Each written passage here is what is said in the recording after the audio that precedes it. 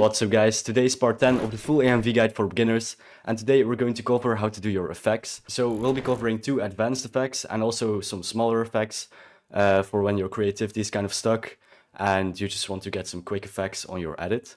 Alright, let's get right into the video. Alright, so this is where we left off on the previous tutorial. We did some compositing, and if you go to our main composition, then you can see we have the CC as well. We'll just disable it for this tutorial.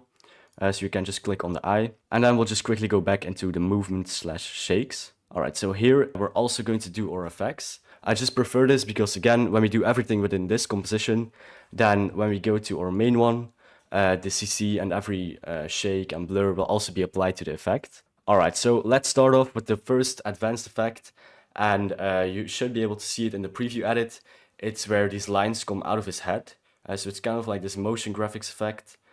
Which I really enjoyed making, so I want to show you guys how I did it. Alright, so the first step is to mask out this character here. So we're just going to copy our original layer, Ctrl D. Alright, and then here select the layer, go to the rotor brush tool, and then double click.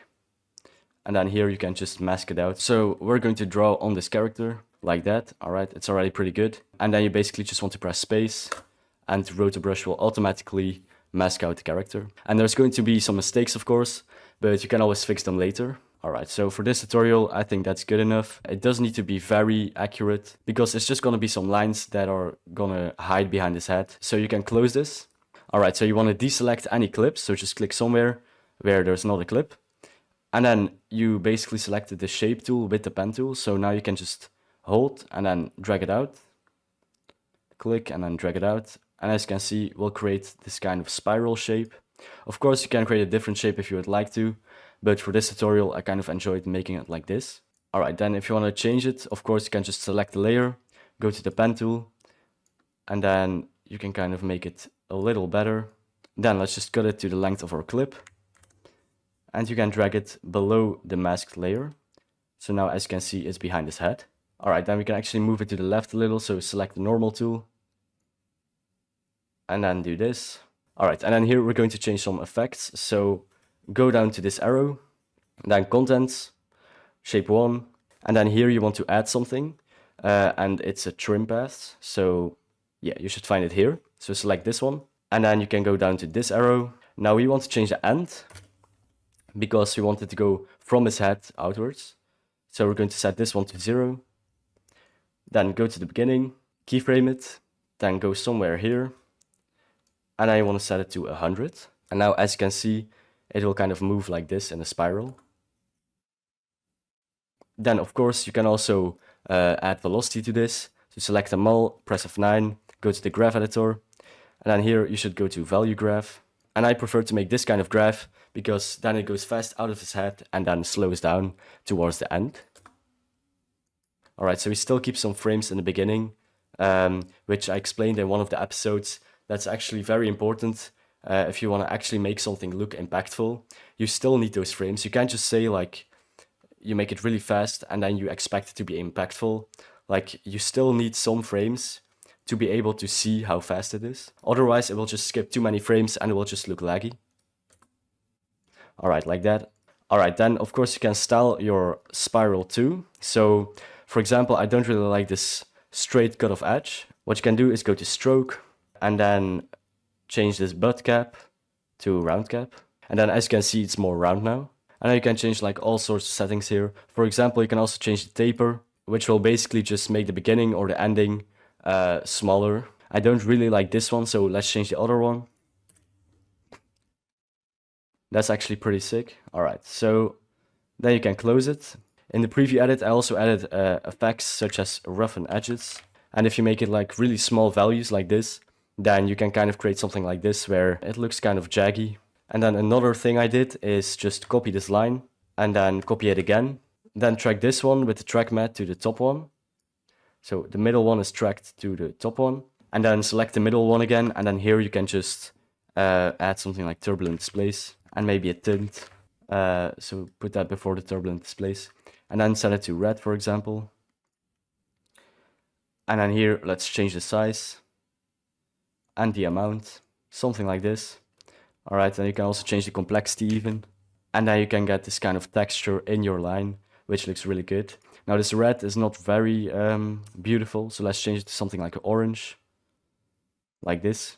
And then again, we can just go back to our main comp to check what it will look like with CC. And it kind of looks fine, but we can still add a glow, for example. So we'll just add deep glow and then select the unmold option.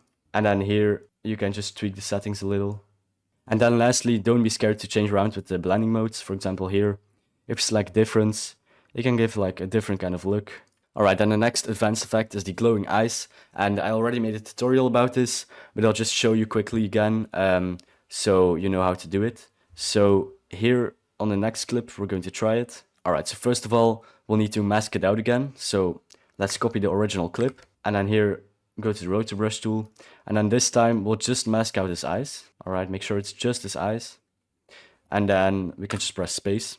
Alright, so we mask it out like this. It's not perfect again. For this effect, I would recommend trying to take some more time to mask it out, because it looks way better if it's like a perfect mask of his eye. Alright, then let's close this. And then we can just expose it a little more. So add exposure. And then just do something like 0.2 or even 0.5 actually, depending on the color of his eyes. And then here you can add an effect called deep glow. And then select the unmold option again. And then here you also want to select the tint option. So go down here, enable it, and then set it to a color that you like. So let's just change it to kind of a light blue. And then again, you can see this kind of mistake here, where it also colors a part of his eye that shouldn't be colored. But that's just because our mask isn't that great. So again, make sure your mask is perfect. And then of course you can play around with the exposure and the radius. Alright, something like this. And then you can see his eyes glowing now. So if you disable it, it's kind of boring. And then if you enable it, you can see it adds a lot to the scene. Alright, so now we're going to cover some very small effects that you can always use on your edit. Alright, so first of all, I'm going to show you how to do kind of like this exposure effect. So we're going to add it on this transition. Hold Ctrl Alt plus Y to create an adjustment layer. Then go 3 frames back. And then here you want to go a few frames forward, so something like this. And then here you can just give it a different color. So for example, peach. I always make it peach because that's just my kind of color code, you know. Alright, and then here, if you would prefer, you can just select it and press the asterisk key to add another marker so you know where the impact is. Alright, and here you want to add an effect called minimax, and you're going to set it to maximum, then set it to color, and then this last option, you just want to set it to just horizontal. Sometimes you want to set it to just vertical, but I like the just horizontal one more. Then you can just set the radius to something like 50, and then keyframe it, go to the beginning, set it to 0, and go to the end and set it to 0 as well. Alright, then you can press U, select them all, press F9, and then go to the graph editor. Alright, then here I've had some people ask about this, why this graph looks so weird and why it's like so kind of blocky. But that's just because this effect doesn't really have values in between. So for example, you can go from 46 to 45, but there's no unlimited values between that. So it kind of just goes down instantly, but it doesn't really matter because it will still look smooth. But that's just the reason why this graph looks like this. Alright, so then you can make a graph that looks something like this. And as you can see, on the transition, it can be very beautiful. Alright, and of course, if there's not enough exposure, then you can also just add another effect called exposure, and then just add the exact same graph with it. Alright, but in my opinion, it's alright. Then you can also add a custom flicker effect, so let's do that with the next one. And then same thing, Ctrl Alt plus Y. Alright, then just cut it right after the impact point. And then go a few frames forward, something like this. Alright, then here I'm going to set it to peach again. And then we're going to add this effect called exposure again. And then here it kind of depends. First of all, you can create a light flicker or a dark flicker. So the only thing you need to change is just this exposure value, -1 for example. So this will be a dark flicker. And then it's very easy to change in case you want a light flicker anyway, or you copy this layer and you want it to be a light flicker instead of a dark flicker. Then you can just set this to 1 instead of -1. And then we're going to animate it with a different parameter. So go down to this arrow, then effects, and then the exposure one, and then go down to the combusting options. So this is like basically the opacity of your effect. So we could also animate it on the exposure thing, but the thing is, if you want to create a light flicker then we can't just change the values around very easily. So that's why we do it this way. So animate this one, then go 1 frame forward, set it to 0, 1 frame forward, set it to 90, 1 frame forward, set it to 0, and then now I like to go 2 frames forward, set it to 60, and then 2 frames forward again, set it to 0, and then it kind of depends if you want to go further. So let's take a look what this looks like. All right, pretty good. We can even go on to 3 frames forward and set it to 30 very quickly, and then 1, 2, 3, 4, and set it to 0 again. So it's kind of way smoother. All right, that's perfect actually. All right, so that's how you manually create your flickers. And then again, imagine we want a light flicker. We just set this value to 0.8, for example. And now it's a bright one. All right, so that's how you make the flicker effect. Please don't like spam these two effects here throughout your entire edit.